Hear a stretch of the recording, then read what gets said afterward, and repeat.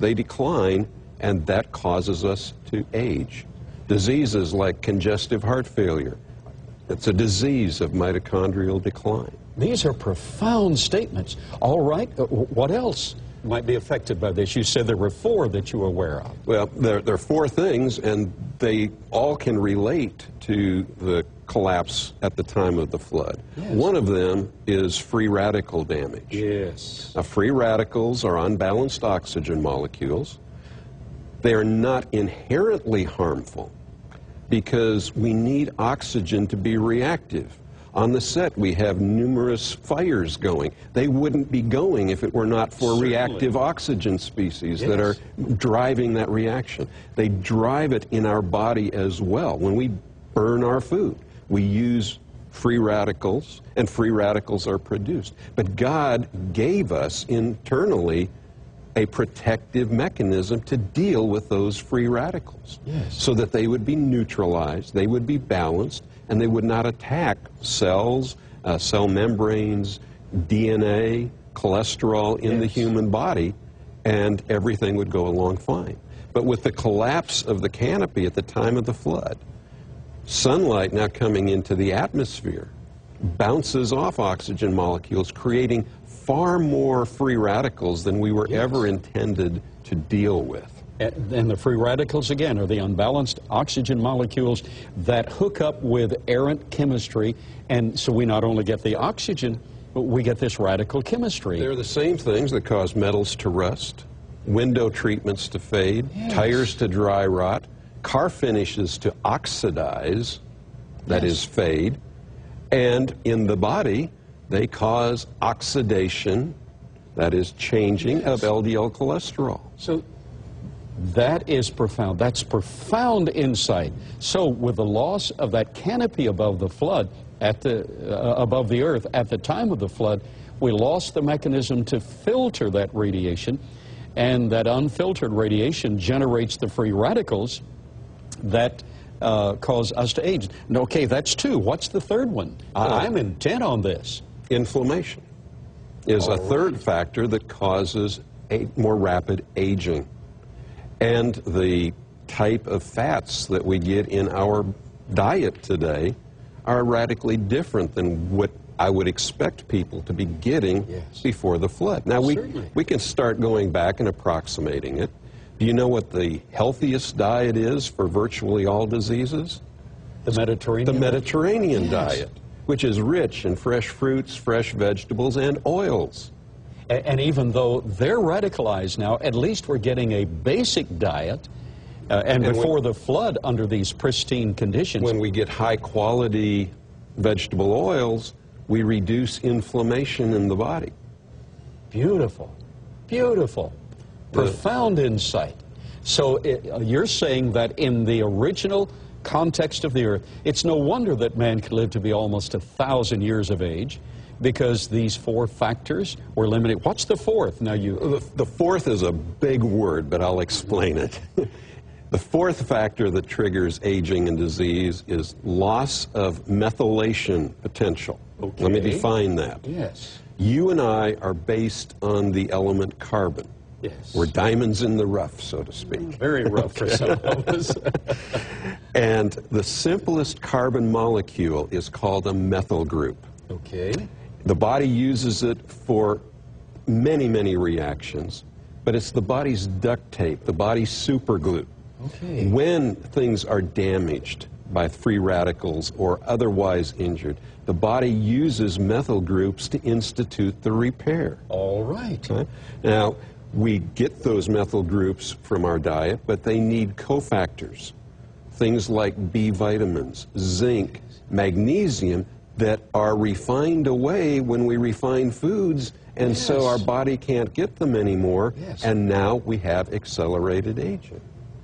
This is insight that we actually haven't had on the program before. That's marvelous. That's marvelous. So in the pre-flood context, it's no wonder that man, even in a fallen state, could live to be almost 1,000 years of age. Many times said. The wonder is not that those men lived to be nearly 1,000 years old. The wonder is that you and I can survive in the hostile environment in which we find ourselves today. Oh, that's right. Because at the time of the flood, the fountains of the great deep, this great Tehum, ripped up, we lost the canopy as a consequence. It rained down, and then that was just the beginning of a triggering mechanism. So that brings us to our current method of decay that we're all exercising in our lives. It's a wonder the body functions at all. That shows the superior design, and it's in a very hostile environment. Bringing us now to where we started the program, to the modern practice of medicine. I'm not qualified to give an opinion on that, but you are. So would you give the balance between, or the dichotomy between the two models, as we have the evolutionary model and the creation model? What is the standard method of medical practice today? The standard medical practice today is to interfere with the body's design. Right. Let me explain that. I cannot find or identify a pharmaceutical agent, any drug, that does not block the body's ability to do something. That's insight.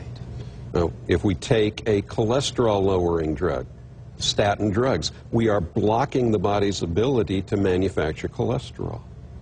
If we take an acid-blocking drug, we're blocking the body's ability to manufacture stomach acid. And thus assimilate the minerals. We cannot get mineral assimilation. The longer someone is on an acid-blocking drug, the greater the risk that they will sustain a hip fracture because they're not getting minerals into their body. The longer someone is on an acid-blocking drug, the more inflamed the lining of the stomach begins to form growths called polyps. Now, there have been several articles this year stating that we are now seeing an epidemic of stomach polyps directly related to the use of acid-blocking drugs. A crisis. I believe that we're in the process of creating an epidemic of stomach cancer. Just 2 years ago, the general wisdom was polyps don't form. Now we're seeing an epidemic. Last year, the statement was, yes, we have polyps, but there are no changes that would suggest that they could ultimately turn into cancer. Now those changes are being reported. It's only a matter of time. Yes. So approaching from a naturalistic viewpoint that the body has evolved, that it's really the enemy, that we know better than the body on how to function, and what does it do to actually abate and stop those functions? We create more problems than we solve. Let's just look at one area that's very much in the news today, and that is the area of osteoporosis. All right. Weak bones. Weak bones created to a great extent because of the acidic drinks that have become so popular in our society, the acidic diets that we can consume. There are a group of drugs, bisphosphonates, that are used now routinely for prevention and management of osteoporosis. However, they work specifically by blocking the body's ability to remodel bone. God knew if we were going to stay on this earth for any length of time, our bones would need to be continually renewed. Yes. Because if they're not, the cells become more brittle. They dry out. The bones will crack. So there are two types of cells got put in the body. One is called an osteoclast. Its job is to grind up bone. The old bone that's getting stiff and rigid. That mechanism is already in the body. It's there. And there's a second cell called an osteoblast that's to come behind and lay down nice new bone. Isn't that nice? Have you ever seen a street resurfacing project? There's one machine that goes down, grinds up the old pavement, the dump truck's carried away, and then there's another that comes and lays nice new pavement. We've got a nice smooth new street that isn't cracked and potholed and things. That's exactly what's going on in our bones every day. Beautiful. However, when someone takes one of these drugs, that process is interrupted. The first cell to stop working is the grind-up cell. The second cell is the rebuilding cell. It takes about 6 to 12 months longer for it to shut down. So during that initial phase, there's an appearance of stronger bones, more dense bones. But from that point forward, bone can never renew itself again.